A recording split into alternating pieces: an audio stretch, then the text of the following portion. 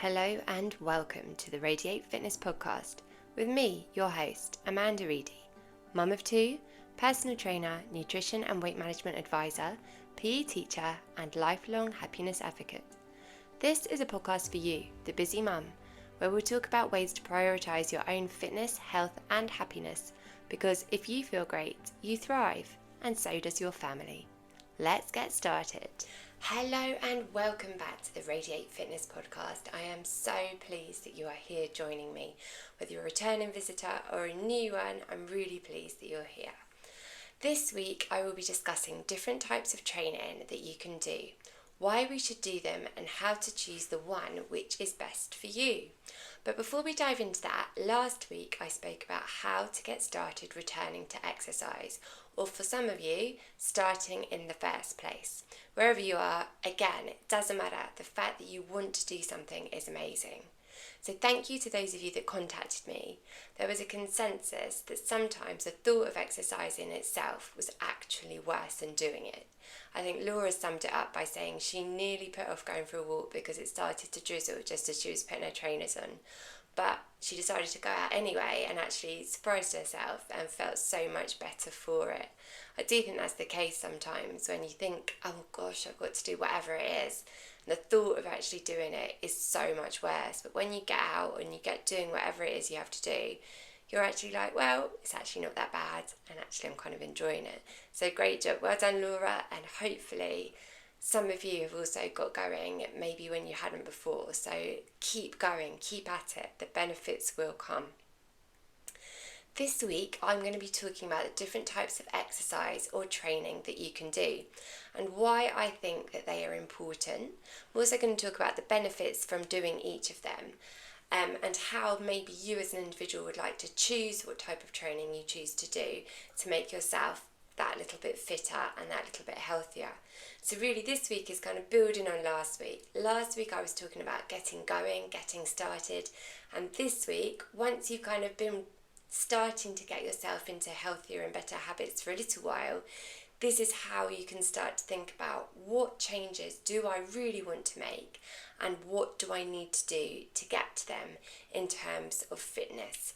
So firstly, I think it's actually really helpful to know what is actually recommended that we should be doing for maximising our health. So there are general guidelines which the NHS share in the government in the UK here of what adults should be doing on a weekly basis. So, and don't get overwhelmed by this. As I said last week, it is better to do something rather than nothing. So if you're not meeting these guidelines or feel like you're nowhere close, do not be disheartened, okay? Do not be disheartened. Everybody's body works in a different way. Some people might need to do more to see the different effects that they want to achieve, others a little bit less. So it does make a difference as to who you are, your genetics, your makeup, but also what you can do in a typical week. So these guidelines are kind of like what you should be aiming for, what has been deemed through research, what we should all be trying to achieve in order to have good health. So it is suggested that we should be doing 150 minutes of moderate intensity activity. This is like a brisk walk or swimming or cycling, where your breathing rate and is such that you can still have a conversation and talk quite easily. You could do that, or you could do 75 minutes of more vigorous activity. This is where your breathing rate has increased quite a lot and it's actually quite difficult to hold a conversation.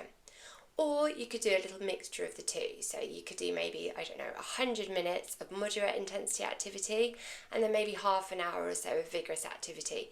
So you can play around with these numbers to suit you, what you like doing, what you are able to do, because all different body types or whatever is going on in your life for whatever reason might not mean you can do a certain amount of exercise which is recommended at the moment. Things will change. You will get fitter if you work at it. So already you're thinking, gosh, that can sound quite a lot. They also suggest that on top of this, you should be doing strengthening activities on 2 days of the week at least, and try to reduce the extended periods of time that you are sitting for or sedentary. Sedentary means not taking part in any kind of physical activity or active behaviours.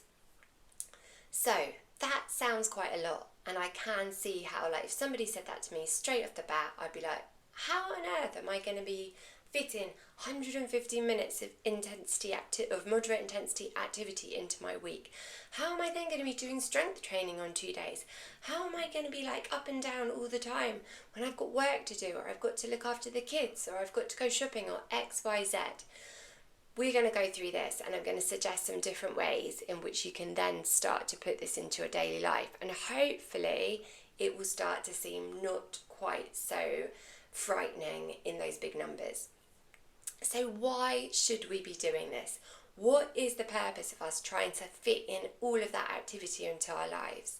Well, the benefits are vast, and I think we're quite aware of the benefits, but just in case, I'm just going to run through a couple of them.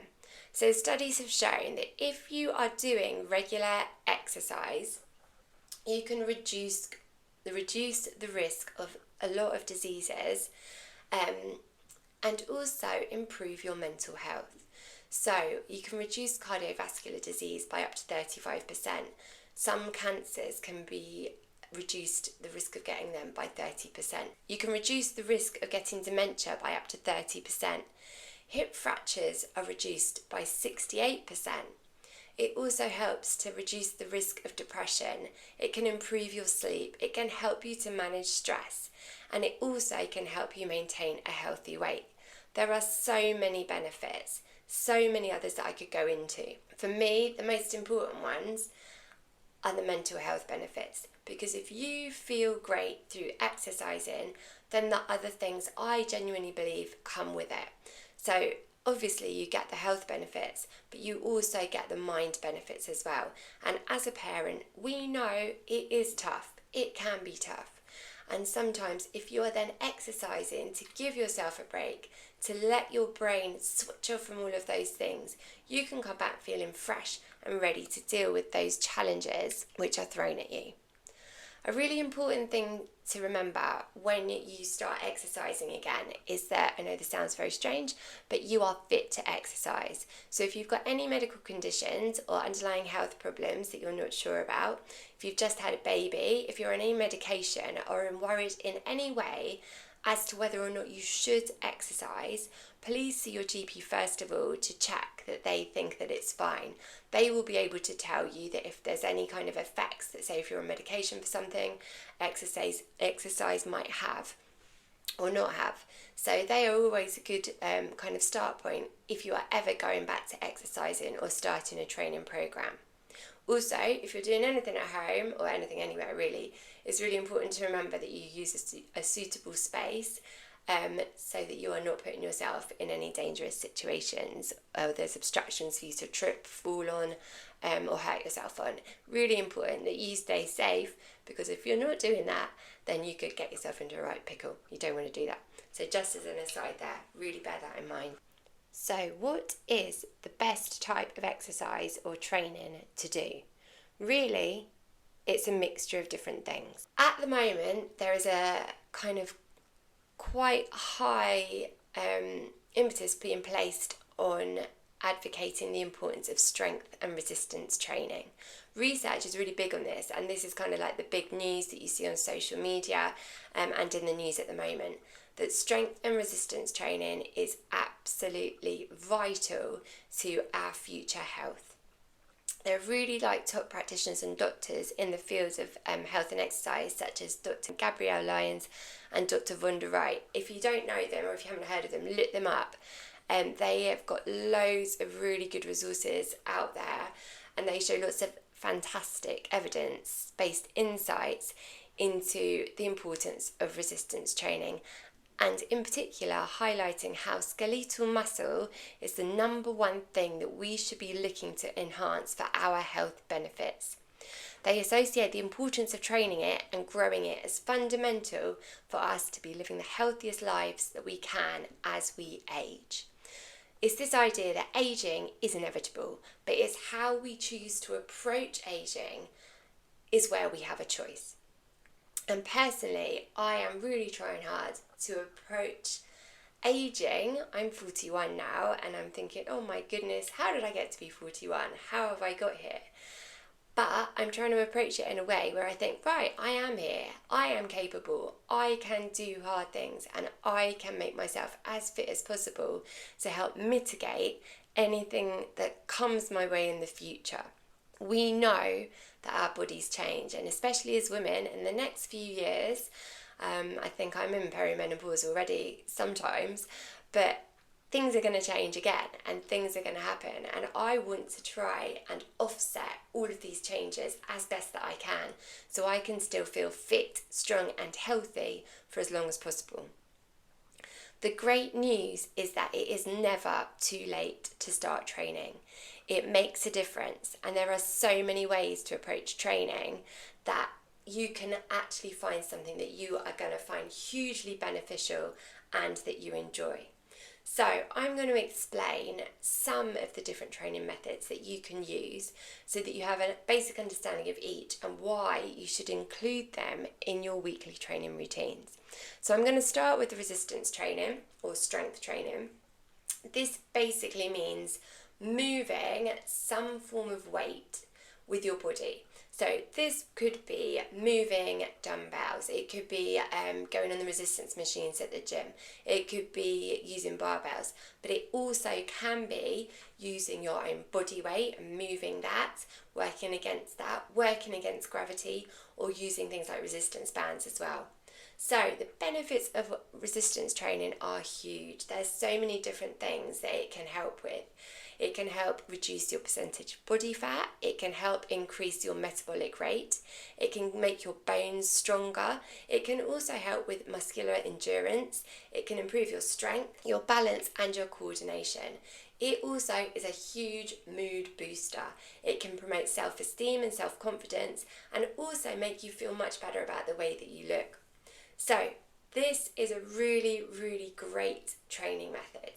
It is something that I have started to incorporate much, much more into my life. In fact, it's probably what I do more of now than before. When I was younger, I would run. I would just go out and run maybe 2-3 times a week.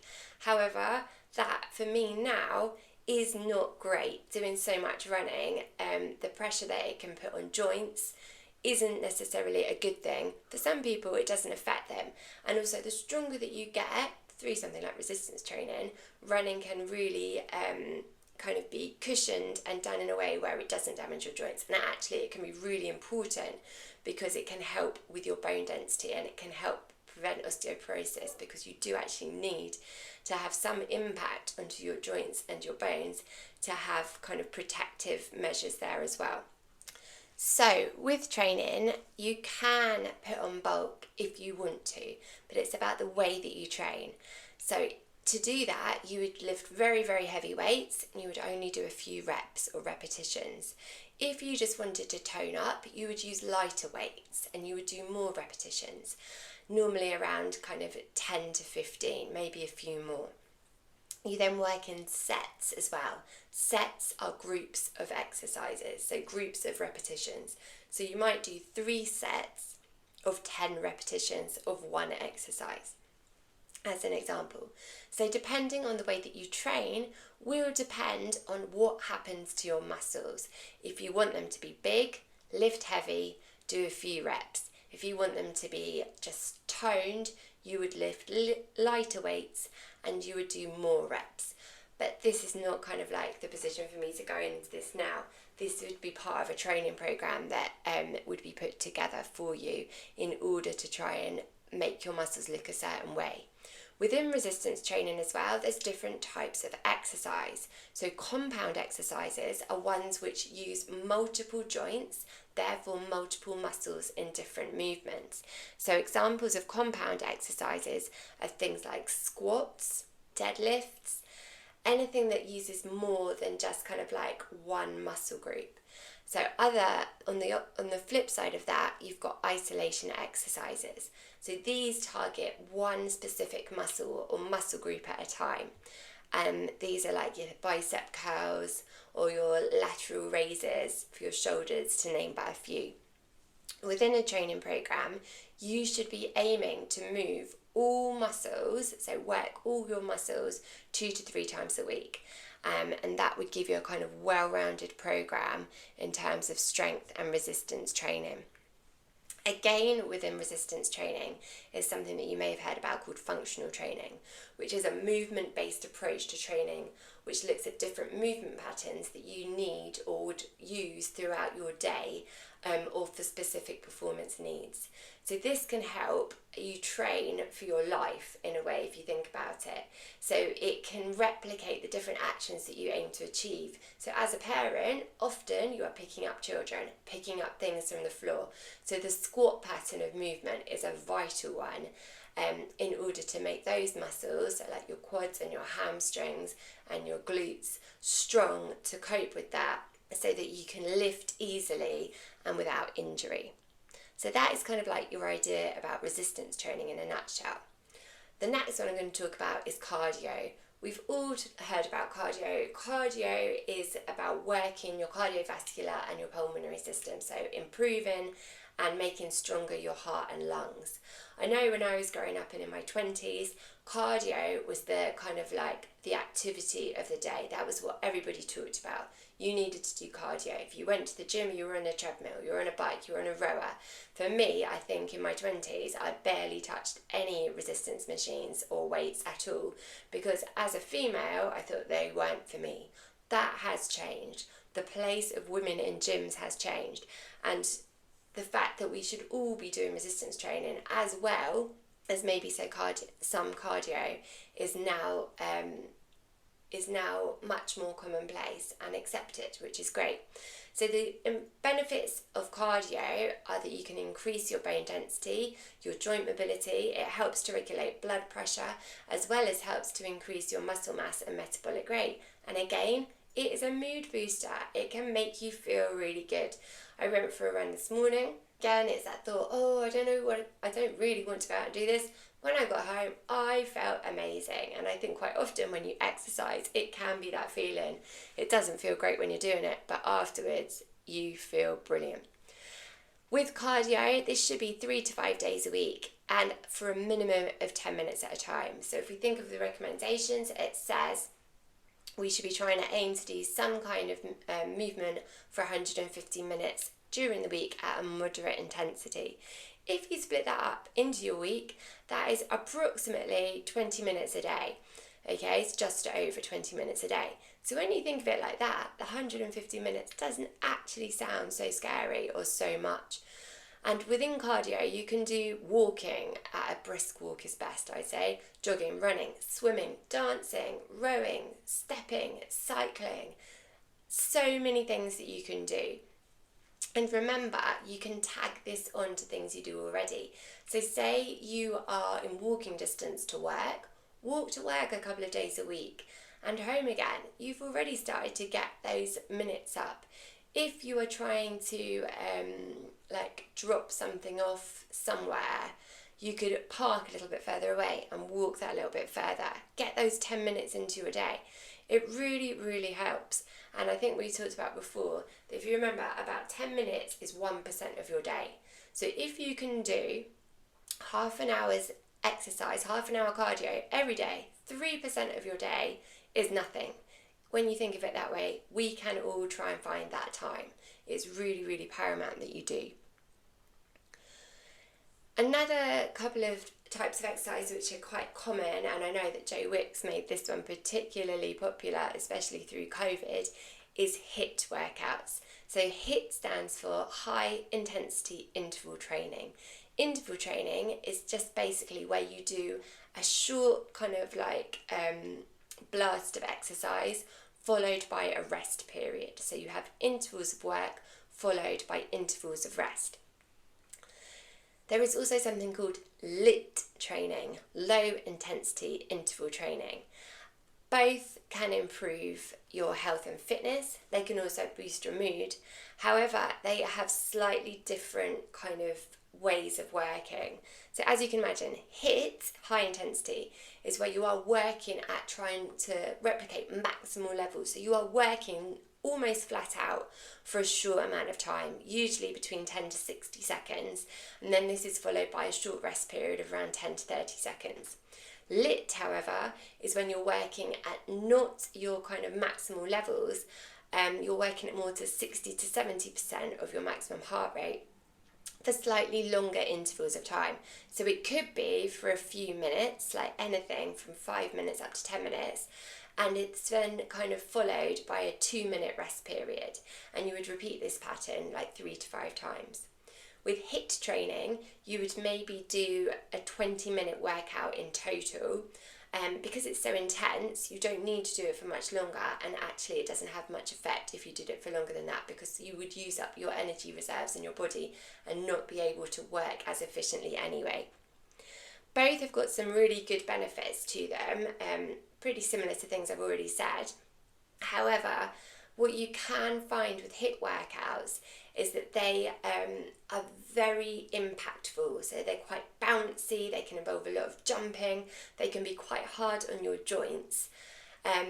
Therefore, for some people, it is not suitable.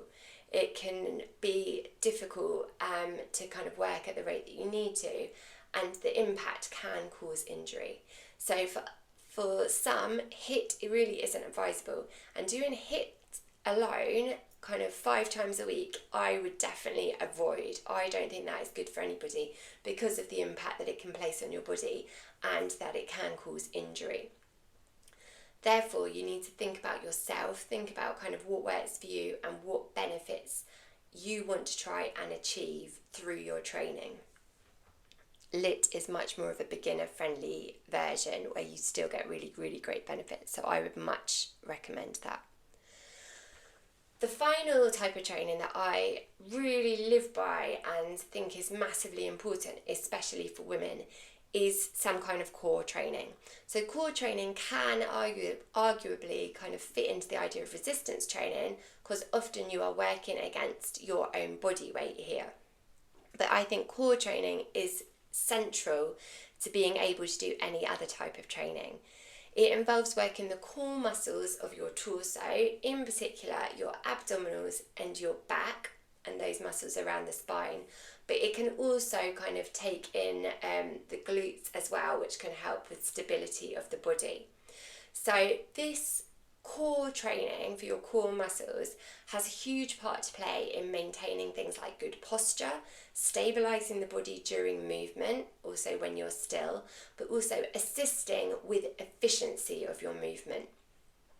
Without a strong core, all types of movement can be really challenging, and therefore it is really important to try and ensure that you are strong there often before starting anything else. So if you don't have a kind of base level of core strength, doing something like HIIT training is not great because your body cannot stabilize the movements. The same with running. But you can build up, you can make this stronger, therefore doing other forms of exercise then become easier and more enjoyable as well. As a woman, and from having children, our bodies are often very, very different to what they were before. We have postural changes. We might also have changes to our pelvic floor muscles as well, which we need to address in order to be able to exercise and kind of like live comfortably and happily. I know I spoke about last week the importance of proper pelvic floor function, because it helps to prevent things like stress incontinence, which can become exacerbated through pregnancy and childbirth. Having a strong core and building up those inner muscles are also kind of like vital through improving our breathing. So if we can improve the way that we breathe, and I think I gave an example of how we should be breathing, like when we breathe in, our stomach should be inflating, and as we breathe out, we should be squeezing all the muscles out. Oh, it's not the muscles, we should be squeezing all the air out and flattening our stomach, drawing up the pelvic floor muscles to enable us to work effectively. The relaxation and the contraction of those muscles is so, so important to help strengthen them. And through practicing breathing effectively, I know we've got to breathe anyway, that can really help us to strengthen our core. So, with all this in mind, what does this mean? What do these different things and different types of training mean for you as a busy mum? And how can you incorporate them into your life in a non-overwhelming way, which helps to improve your fitness and your health and therefore your happiness? Last week we talked about getting started, and for some of you this is enough. Getting into a habit of becoming more physically active, whether it's through regular walks or cycling to work, doing something like gardening, or doing the more vigorous physical activities of daily living, for some of us that is more than enough, and this is challenging enough to get started.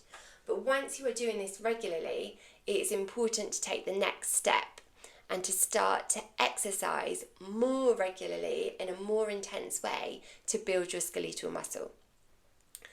Think of your skeletal muscle as your own suit of armour, which is there to protect you, and it enables you to do all the things that you can do now well and carry on doing them well into old age without having to ask for help. It will help you to pick the kids up without making that groaning noise that they're just too heavy, or you're like, oh my goodness, you got so big, why can't I do this anymore? Build your muscle, build your strength, and allow yourself to live the way that you want to live and envisage. It is time that we challenge this idea of as we age, our fitness decreases. It is just what happens. It is just what happens if you let it, but you do not have to let it. You can take control, you can make a choice on how you wish to age. So here are 3 things for you to try this week. Number 1, try to incorporate some kind of resistance training into your week. On my Instagram account, I share weekly workouts that are there for all abilities to try. There's some on there using dumbbells, but there's quite a few on there just using your body weight. That is a great place to start. If you want a more accountable challenge, then I have got my free 7-day Kickstarter challenge. There is a link in the show notes. It's also got a series of workouts in it for you to do at home in a bit of space using body weight and resistance only. It's also got a few other ideas about nutrition and kind of like moving with the kids to kind of make it a little bit more fun and fit into family life. So if you're interested in that, please sign up. Number 2, think about the types of movements that you do most on a daily basis. As a mum, I think the one thing we do most is squatting. This could be when you're bending down to pick stuff up, clearing up after the mess that has ensued from just children being at home. It could be when you pick up your children and you're giving them a cuddle. We squat a lot more than you think. I think as a parent, you're also on the floor quite a lot, whether it's playing or tidying up or just trying to find something. So there is often movement up and down like that, which you need to try and account for. We also carry things a lot. I am always carrying 101 different things for my children. Shopping as well. So think about not being able to do these things, or for them to feel difficult and hard and you need help with it. Or if they feel a little bit like this already, how would it feel for you to be able to do them more easily? Think about the things that you would like to change in regards to this, write it down, and then think about the different exercise methods that I've talked about today: resistance training, cardio, core work, maybe some lit training, and see if by taking up any of those in a safe way and progressive way, it can help you achieve what you want to improve on through these different movements that you do regularly. Thirdly, and probably most importantly, think about what types of exercise you enjoy. What do you enjoy? If you think you don't like any, what is the one type of exercise that you would find most tolerable, or would you have the least resistance to do? Is it Zumba or something like that? Great. If it is, go for cardio. Is it yoga? That's amazing for core strength and strength in general. It also helps to improve your flexibility, which is really important again as we age. Do you love walking? Go out with a friend, take the family out for a walk. I know there can be resistance there sometimes, but try and do it anyway. Or take the dog, or borrow a dog. Get outside, that can be so beneficial. Do you actually love lifting weights? Do you like the feeling of it? Would you like to try it if you've not done it before? Do you think it's something that you could achieve? Could you buy yourself a set of small dumbbells which you can then start to use on a regular basis? Is it playing sport? I think this gets massively forgotten about. I played so much sport when I was younger, but since having children, I just don't have the time. But is there something you would like to get back into? Something that you used to do and love but haven't done for ages? Try and find somewhere that you can do it. All of this helps. And what really I'm trying to say here is that exercise, any type of exercise, is better than none at all. Movement in any way is better than not moving. If doing all we should, as is advised for our health benefits, like that 150 minutes strength training twice a week, all of those things seems too much and too overwhelming, just start somewhere and then build, okay? You can do this.